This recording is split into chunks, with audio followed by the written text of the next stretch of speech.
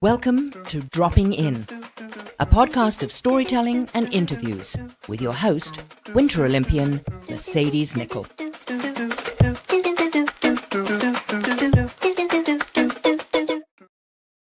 Thank you so much for dropping in today. This is series 15. I can't believe it.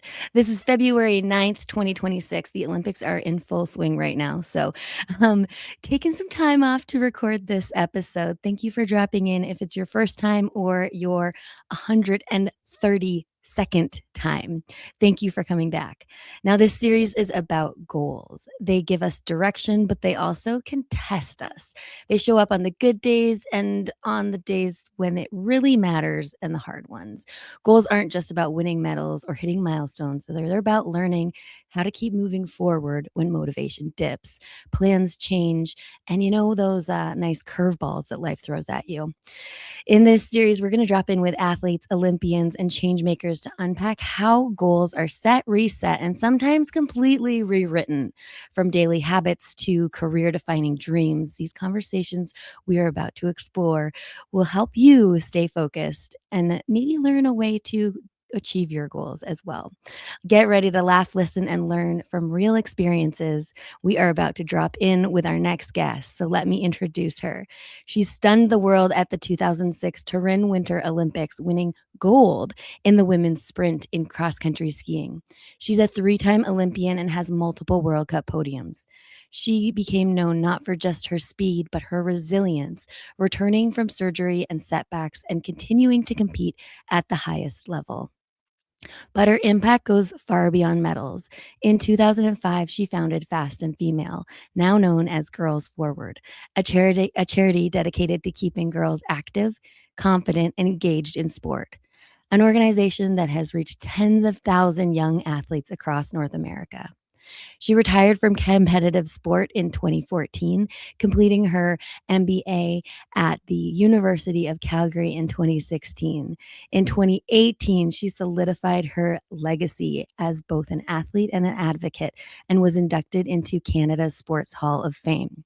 Now, when she's not on stage sharing her keynote presentations, she can be found enjoying the trails of Canmore with her husband, Jared, and their 4 kids under the age of 10. And a barky golden retriever named Stella. This friend, mother, Olympic champion, keynote speaker, entrepreneur, and fierce believer in the power of sport to shape lives is about to drop in. It's my pleasure to welcome Chandra Crawford. Hi, Thanks. How are you? I'm great. How are you? I'm good. It's great to see you. Thank you for dropping in. My pleasure. Are you ready to do the 10 rapid fires? Questions that are never rapid because it's just for guests and listeners to hear more about you and get to know you a little bit better. That's a good clarification because I love doing things fast. Yeah. Speed is your thing. Number 1, where in the world are you today? I'm in sunny Canmore, Alberta. Perfect. Number 2, classic cross-country skis or roller skis? Neither of those are my favorite. We also have skate skis. Can I choose that? You could choose skate skis, yes. Thank you. Number 3, early morning workouts or late day energy? Oh, morning for sure. And even if I don't get into that workout, I wake up like Hulk, like just bashing through a wall. I wake up with so much energy, so it's good to work out. Do you? Yeah. Okay, wild. I love that. Number 4, mountains or ocean on a day off? Well, a day off, it would be good to recover floating in some waves. Okay, And mountains nice. are kind of more yang energy. We're going harder in mountains. So I would go in the ocean if I was chilling. Okay, nice. Number 5, favorite way to move your body nowadays? Easily the most joyful, wonderful way to move my body these days is walking my dog in the forest. And Yes. the amount of recharge and energy I get from that I've been retired from sport for 12 years now. So that's really my most important movement is taking my golden retriever out and like her ears are flapping and she's so happy no matter the weather, all but the dog walk. Perfect. Number 6, Very challenging question. Not at all. Sweet treat or salty snack? Yeah, I will go sweet treat for sure. Like what kind? Like what are we talking? I don't go a day without chocolate, that's for sure. Oh, like are you talking dark chocolate or like milk chocolate? I like milk chocolate, white chocolate, the really sweet, not Sweet, sweet. even pretending to be good for you kinds. Perfect. Okay. Number 7, one habit that keeps you feeling grounded. Hmm. Well, I have a really nice smelling shower gel called Everyday Hero. Okay. And it's very fresh and lemongrassy smelling from Rocky Mountain Soap Co. And Yeah. so I take the time to smell it and charge my energy in the shower. Oh, nice. Okay. Shower time. Mhm. Number 8, what's something that still excites you as much as race day used to? Oh, that's Well, a good keynote question. speaking, Oh, yeah. yeah, I yeah, mean, yeah. there's only a couple times since retiring from racing that I felt that much surging power as game day, race day. But Yeah. keynote speaking is amazing for that. The preparation is so intense, and the performance day is out of this world. No doubt, no doubt. I feel you on that too. Number 9, we're almost there. A goal that you're proud of that no one would expect. I love doing hard things, Mhm. and I'm in my early 40s now, so I just keep doing little hard things that are good for my health, even though they're not easy. They're really Yeah. boring, Like but you what? might not expect. I just stopped drinking coffee in December, and I just would like a gold medal Oh. for that. Yes. I love that. Stop drinking coffee. I need a gold medal now. Yeah, somebody praise me. I don't drink coffee, so I can't tell you how to kick that habit, but Ha I ha ha. appreciate that. Number 10, this is the last one, the same one that all the guests are getting. It's a bit more challenging, might take some thought, but you did see it or before. So, number 10, when a goal feels far away or starts to change, what's the one thing you remind yourself to stay committed? The main thing. Okay, I'm gonna pause and think for one more second.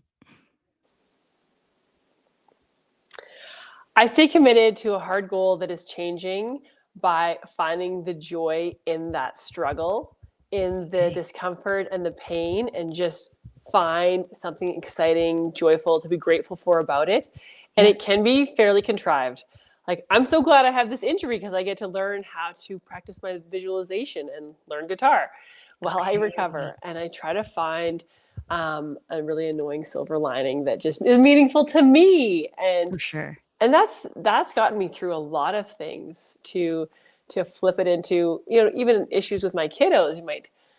There's constantly things that are so challenging, and I'll be like, I get to learn all about this topic now. Right. So you're just adapting the whole time. Yeah, what is Makes the sense. awesome thing in this problem, disaster, shit show? What is the great thing in it? Yeah, yeah, yeah. That's amazing. Okay, cool. That was the rapid fire, complete, amazing, finding awesome out of something that might not be great. Let's talk about you have so many accolades in the sport world. Let's start with the Olympics and how that became a goal of yours. Like, was it just like, bam, I want to go to the Olympics, or was it just um the next step? Everyone's story is so different. Right. Yeah, I know it. I was on CBC yesterday with Megan Duhamel, a figure skater who's won lots of medals. And Yeah. she was one of those like toddlers who was like, I'm going to the Olympics, basically. Yeah. That was not my experience. I have a lot of varied interests. And I, even as a teenager, would often say, this is my last year ski racing. But then Okay. at the national championships, I'd have so much fun. But the moment that everything changed, total TSN turning point, was when Becky Scott won our first ever medal for a North American woman in the 2002 Olympics, and Yeah. in Big Salt Lake there, and put her hands up. I was like, excuse me, what is happening? Then Okay. I was already so inspired following Becky and her teammates that moment was very transformative for me. Amazing. So it was seeing someone else on the world stage that you were like, I want to be there.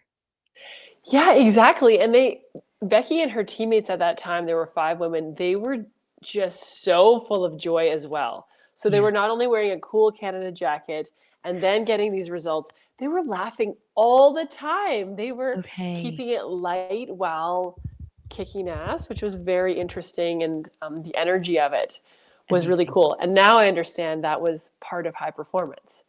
That was Mm, essential to their performance, was they yeah. were keeping it light, and like relaxed muscles move better, and the journey's so hard you have to laugh and cry together. Yeah. Yeah. Yeah, Amazing.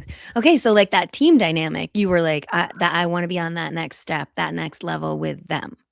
yeah, that was just looked it's like an ideal setup, and it was so hard too. And one of the older athletes said, okay, well, it takes about 10 years to be good, and I'm like, where do I sign up?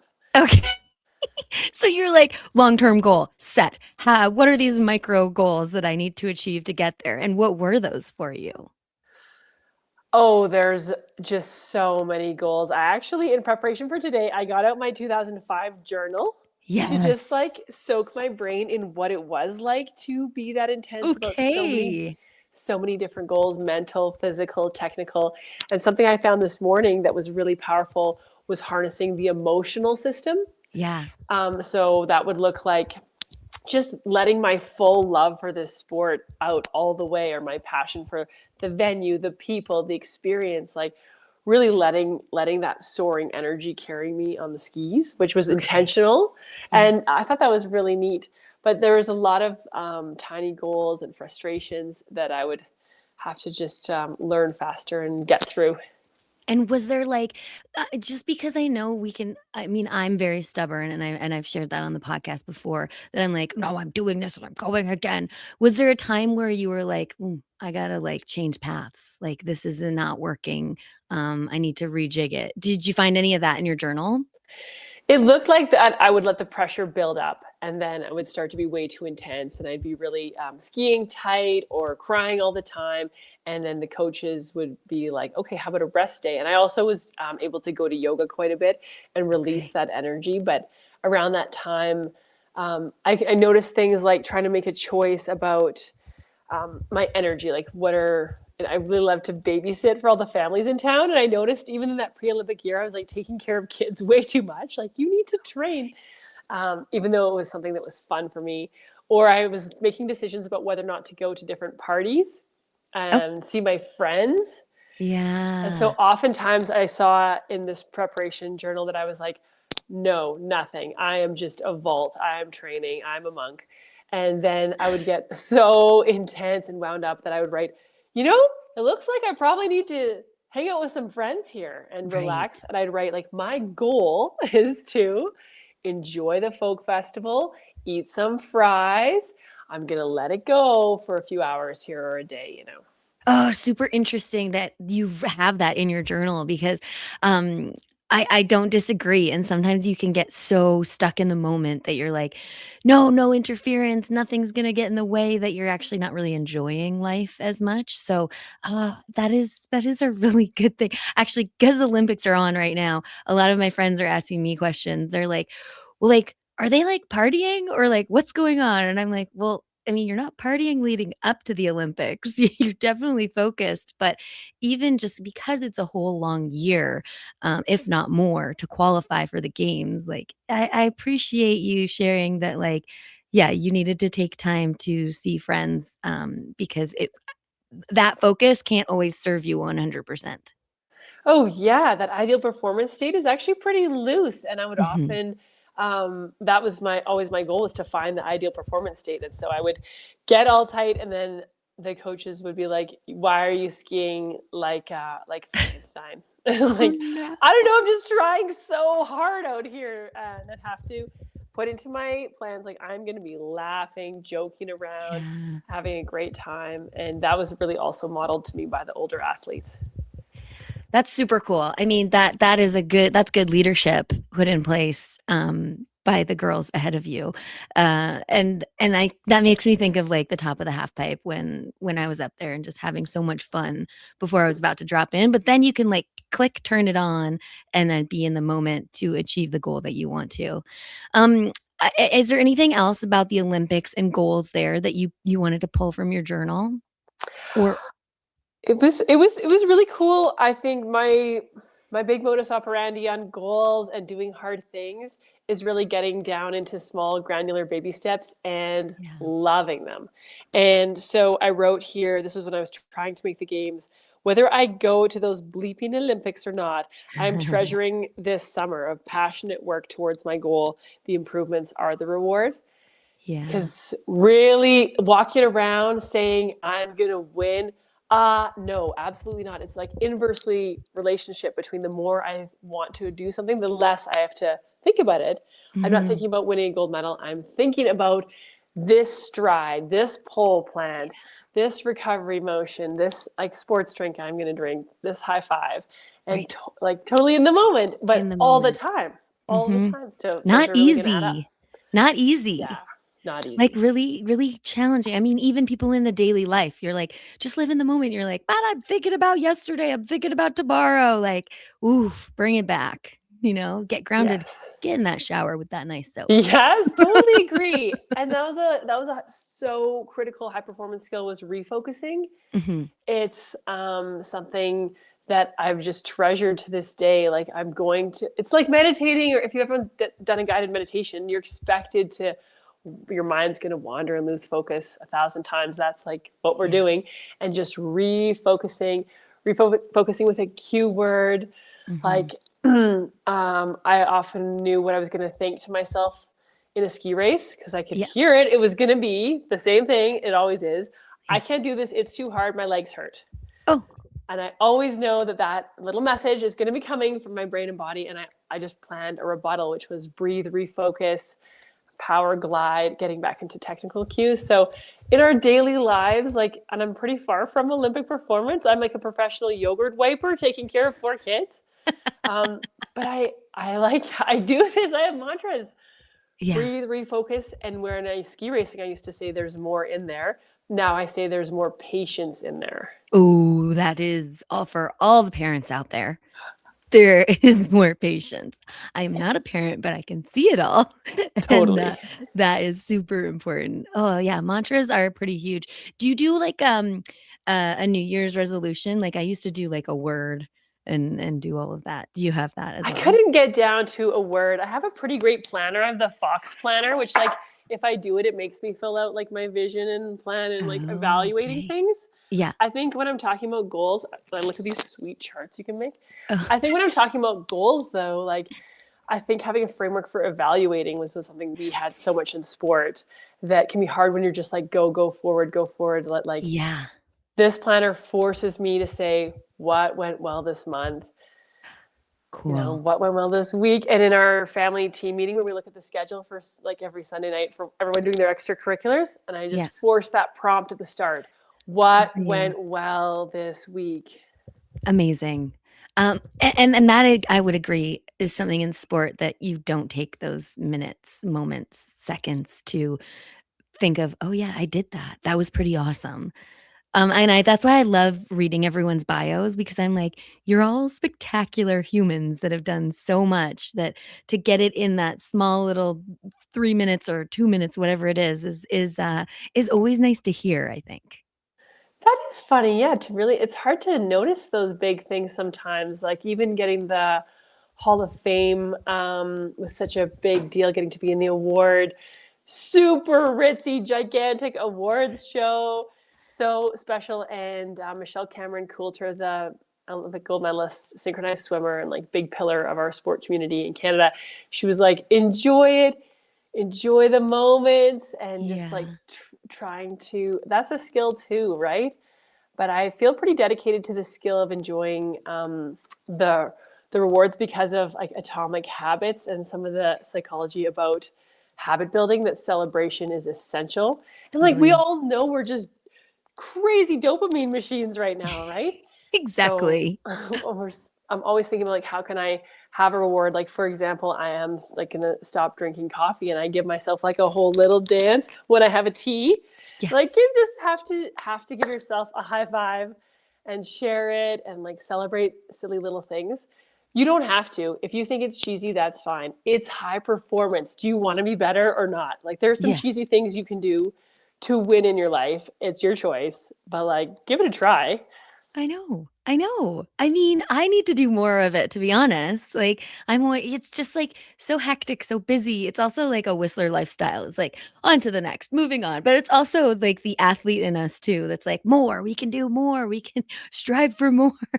But no, taking the time to celebrate is so important. And I mean, I think we see that right now at the Olympics with the teams. And is that bringing feelings back for you a little bit? Have you been watching a ton? Oh yeah, and watching the families, that is just awesome. So good. Yeah, that's just like the amount of effort that from the whole family and community. That's really Mhm. what I love to see, and so many athletes posting about like the team behind them, Mhm. just so grounding and so beautiful, and it's so fun to be part of big goals. There were a lot of days on the World Cup circuit where I would place in the 80s, Mhm. and maybe my teammates would get a medal or a top 10, and I think being part of something is also really inspiring, can buoy Yeah, our spirits, and it's important to soak up all the good energy wherever it is. Life is hard enough, the world is complicated enough. So if there's that's good true. energy, let's get every last drop. It's so true. Okay, so in 2005, you decided Fast and Female, which is now known as Girls Forward. Like, what were you just like, oh, Pretty Bird, I'm gonna pick that and do that? Like, where did that come from? Another goal. So fun, so organic. I was 21. I had not gone to any Olympics yet, but I Yeah, was already looking forward to being like a mini Becky Scott and inspiring the next generation of kiddos, of girls, yeah, especially. And so I asked the junior team coach if I could meet the girls, and he said there's very few. There's only two of them. The girls are quitting sports. yeah, Yeah, and I learned girls are quitting all sports at such a higher rate than boys, and I was like, what? Then they miss hmm, out on the leadership, teamwork, resilience, coachability, all the awesome stuff you and I have got to experience with such incredible people and positive environment, coachability, and yeah, all that resilience. Like, where else in life can you fail just constantly and get back up, get back up, and get back up? Try a hard thing, fall again. yeah. So I was really frustrated about that, and I started with a small notice on the national ski team website. We're going to have an Mhm. event for girls. I got a venue. I got my teammates together. I got the Olympians to come to inspire the kiddos, and I just thought they'll just be touched by the blessing of inspiration the way I was. Okay. Which, in many ways, like a lot of kids did have had beautiful role model experiences. Now it's been since '05. So it's been Mhm. 21 years of super cool events. And over time, it's just brought in so much more to include so many more relatable role models. As Yeah, I learned over time that Olympians are super inspiring. But for the kiddos in your neighborhood, in your school, like just seeing women who are active, who are pursuing their dreams is plenty incredible. And actually, the more relatable, the better. So someone local makes an even bigger difference. And that was true for me too. My Olympians were my yeah. local ski team. So It's super I just love it. interesting. It's been really rewarding, and that little spark was there to just do something. I'm very action oriented. Yeah. I just love doing things right away, and then I surprise won the Olympics a few months later, which was a great boost to the national charity, and it's just grown year after year because everyone watches women's sports. Everyone wants girls and women's leadership to advance, and it's coming. It's pretty cool to see, especially like from our generation to where the PWHL is now and all the and soccer, like all the women's sports. It's like such a thing. It's a thing of beauty to see it come around. And thank you for all that you've done to help inspire those generations of girls that are now coming up and up. Interesting. Do you know if, I mean, maybe the people that work for you know, like, any athletes, have they gone to become Olympians or have they come back into the program, to give back? Tons. Yeah. Yeah. And one of the athletes competing in Nordic skiing, Olivia Buford Nesbitt, that first year after I won the Olympics, we had the budget of what was Fast and Female at that time was $250 at the first event, and then it was 35,000 at the next one. Because I had Wow. won the Olympics, and it was really easy to fundraise and get in front of big Yeah. names and ask for so much more. So we got to fly girls in from across Canada, and one of the athletes was Olivia Buford Nesbitt, and she's going to race in the Olympics today. And she Oh came my gosh. from Quebec, and she came to the event, and she's lived in town and continued to pursue her dream ever since then. Like, It's wonderful, and a lot of the speed skaters will have been to the programs because they were really in Calgary for a long time, but it's all over Canada. That's a good thing to track, though. I'd be curious how many of them Yeah. got to be in one of our programs back in the day. I'm not leading it anymore, but I will definitely see if we can figure that out. Yeah, I mean, it's just full circle, right? It's been Yeah. 21 over 21 years of like inspiration, and I can only imagine that you girls have now you've probably changed the stats for Canada of girls staying in sports rather than leaving. It's the age of like the around like 13, 14 where they kind of drop off, and I don't know, somehow sport didn't become cool. Now it's like booming, I would assume that girls are going to stay in sport because um it's a lot easier to see where their future could potentially be in sport as well. Definitely. Role models are the biggest shortcut for the brain by far. I mean, you can Yeah. just, and especially parents, like no one's listening to their parents. They want to see It's something true. more compelling. And yeah, it's also the adults, I think in some ways, there continue to be more and different problems in sport, like early specialization and too much pressure on kids and parents getting too intense. I mean, I wouldn't last 1 second if I saw parents yelling on the sideline. I haven't been in that environment. But on the other hand, we have so much advances in safe sport, and we Mhm. have, yeah, like you said, the women's sports leagues and a lot of advances. So It's things, very cool. it's not linear, and as it keeps progressing, it's just a great world for my kiddos to grow up in, for my daughters and sons to I grow up know. in a world that embraces all these aspects. You don't have to be a certain way to be a boy or a girl in a very defined and confining box. It's just a better Totally. world. Yeah, it is. It is. And sport is so important, and movement and just keeping everyone healthy. I think that yes, sport is super fun, but it's also like so great for just your life. I want to touch on what gets you that kind of dopamine hit now is speaking engagements, which is in a way we have found together similar to the amount of practice you have to do in your sport. You also have to practice public speaking. It doesn't always come naturally for everyone. Let's just touch on that a little bit because I think that the alignment there with how like goals in sport getting better and then goals with your keynote speaking, just kind of can you align that a little bit? Yeah, it's very similar. Have you heard that expression? How you do anything is how you do everything. Aha, And the yes. goal setting skills are totally transferable. Even if you only touch on most people have heard of a SMART goal: Yeah. specific, measurable, achievable, realistic, time bound. Even if you just start with the S, just to make it specific instead of saying, I'm going to get healthier. I'm going to walk my dog every day at 9 a.m. when the kids go out the door or something. Hmm. So, in speaking, though, speaking is a craft. I really believe with time and training, we can get better at anything. Yeah. And that I also believe that the process of improving is its own crazy fun, rewarding thing. Even if, like I said, if I never make it to the Olympics, I'm having these really passion and filled days of Yes. pursuing hard things. And speaking is very similar. To improve my craft, I have a speaking coach. To receive feedback, to review my own tape, like, Hmm. whoa, just like the full body pain of watching yourself. If you think hearing your voice is hard, watch a full body tape of you Yeah. presenting, and that's really rewarding. So then I fall asleep at night like, oh, I did that. That was hard.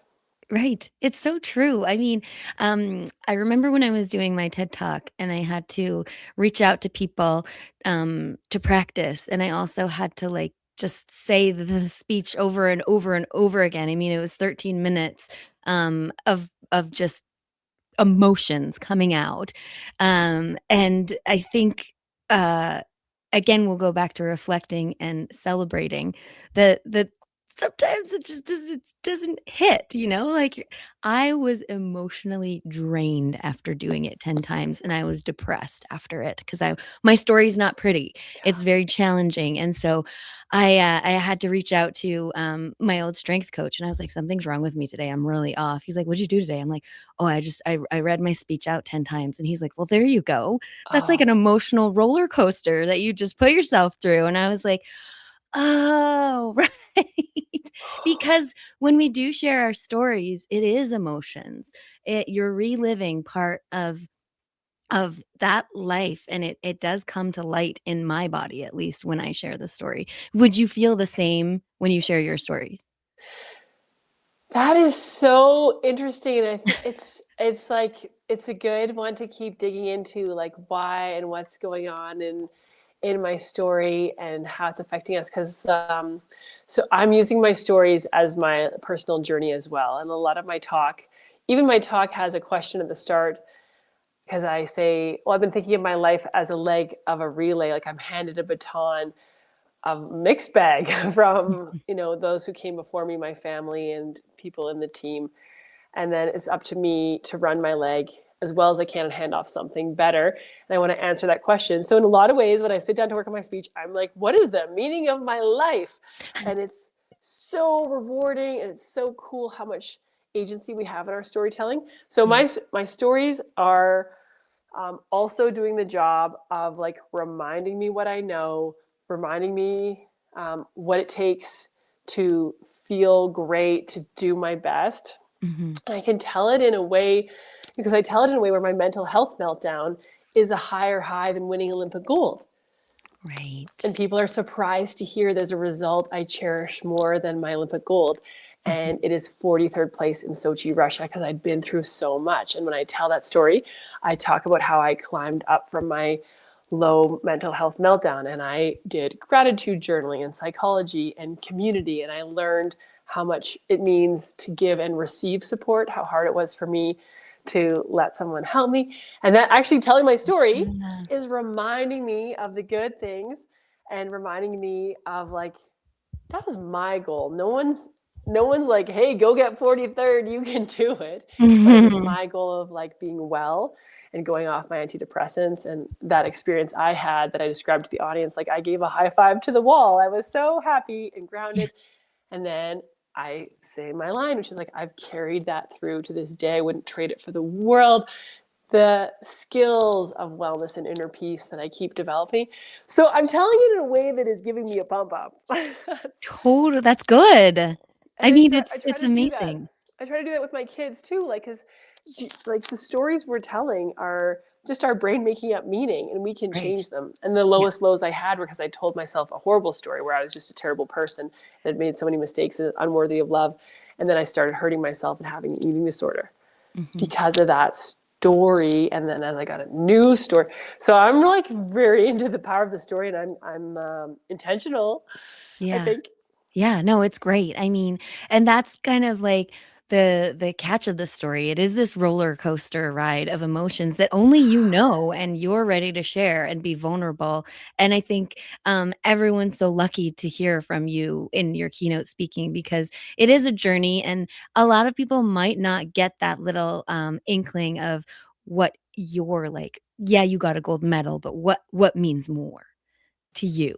Um, and I think that resonates with a lot of people for sure. Yeah, because you can do this. I got to speak to 500 people last week. It was so amazing, and I was really happy to hear like, oh, we really felt like it could hit whether you're just doing a very non-high profile job, you're the secretary or you're the CEO. This is for all of us to achieve our potential, and it's our life to make it as great as it can be, our leg of the relay.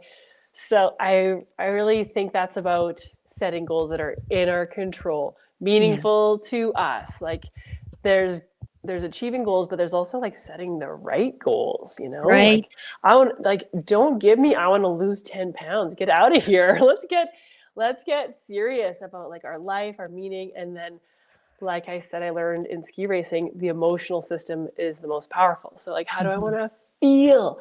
And how do I want to feel if I don't make the Olympics? Well, like it gave it my all. And how do I want to feel? Like more grounded, more happy, less stressed. How could I Mhm. measure that? How could I do something about that? I think that's important, and I think that kind of almost goes right back to, one of the questions you answered, that you just liked walking your dog every morning. Yeah, that's true. I mean, that's movement and that's important, and yeah, I like you saying not gonna lose 10 pounds, but and then in my head, I'm like, "Oh, I just want movement in my life." One of my Yeah. friends, that's her goals this year is, like, movement. I need to be movement. She sits at a desk all day. So it's just cool to hear other people's goals.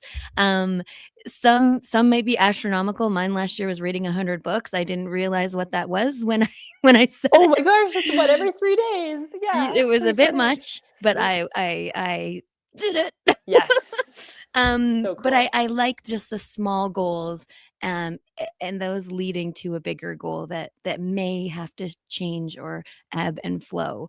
But you're doing these micro goals along the way, which I realized when I was injured how important those are. Which is Oh, like, wow. it's pretty wild. I want to do the little couple takeaways from our stories, from your stories today. So what we talked about, small daily habits, you walking your dog, obviously grounding yourself with that great smelling soap. I definitely wrote that down. And then just career defining dreams. Those are long goals that are sometimes seem out of the reach, but the tiny goals get us on the way there. The way that you were inspired by Becky Scott and how that changed your kind of whole trajectory of that kind of like long-term goal is super, super cool. And then just how you wanted to give back and giving back to the community of girls in sport to inspire them. I just absolutely love that. And I think you have earned everything that you deserve, because we've seen a huge change in women's sport in in all of North America, which is so cool to see. So all these goals add up to you being an amazing human, and sharing that story on like a huge stage for everyone to hear is so important. So thank you for sharing your story with us and being vulnerable with the ups and downs, and the ebbs and flows of how life goes. Is there anything that I missed that you wanted to add in there? I'm so glad to be part of this and having, deep chats like this. It's just a true gift, and I'll be riding a buzz from this for sure a week. Awesome. So good. Let the guests know where we can find you online if we want to follow along. Oh, I'm at Chandra Crawford on Instagram and LinkedIn. Awesome. Chandra, thank you so much for dropping in today. This was an utter pleasure. Yeah, for me as well. I loved it. And even in getting ready, got to think about goals all the time. I did so much more goal setting this morning than in the last month. I was like, I am going to be asked about goal setting, and I haven't set a SMART goal in a minute. And it was like, that's great. So, and thank you for all your gifts that you bring to all of us, and for sure in friendship and speaking and talking about hard things too. Oh, I wish I could give you a hug right now. All right. Get in here. Get in here. Chat. We will chat soon. Thank you so much. Thanks, Mercedes. Thanks so much for dropping in today. You can find everything you want to know about Dropping In with Mercedes at droppinginwithmercedes.com. Don't forget to subscribe on Apple, Spotify, and YouTube. Thanks DJ Kenosis for the music, and my mom for the intro voice.